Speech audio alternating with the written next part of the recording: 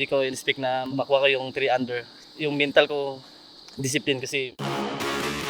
Hi, I'm Rolando Brigandi Jr. I'm 23 years old. My school is Lyceum of the Philippines University. Then my home course is Eagle Ridge. Eagle ko number 18. My drive ko, gitna. Then my second shot, right in the bunker. Then yung pitch ko, kasi downhill, pinalab shot ko. Hindi ko na in-speak na pumasok yun. Ay. Yung nag-push sa leg na to, yung captain ko, si Michael Bulano. Then sa LPU, kasi kaka-indoor ko lang ng LPU. Ay.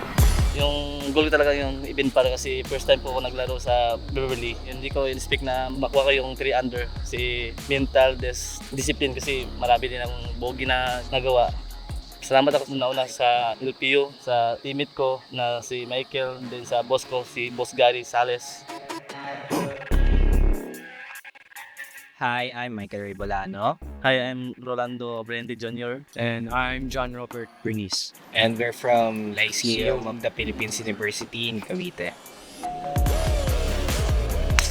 Kailangan po namin mag-work sa course management kasi meron din po kaming pagkakamali. Hindi naman po talaga may iwasan pero at least alam na po namin paano sila i-handle next time.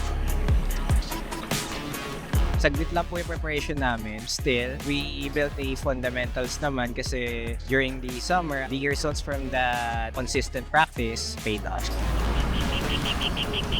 Ngayon lang po kasi kami nabuo, but we were really eager to join the ICTSI Intercollegiate. I think we have a strong team. It's just we can't play for the finals, although we're looking forward for the next season.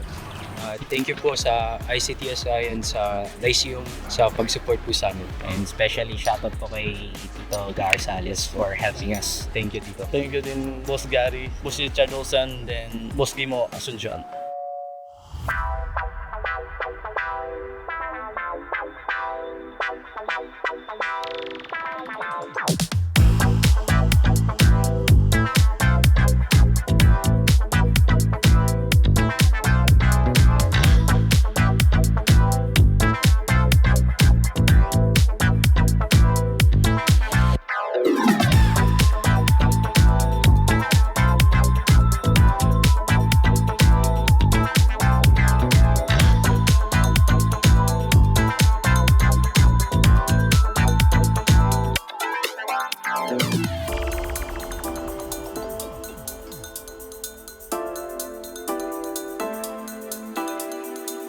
This is where opportunity meets chance.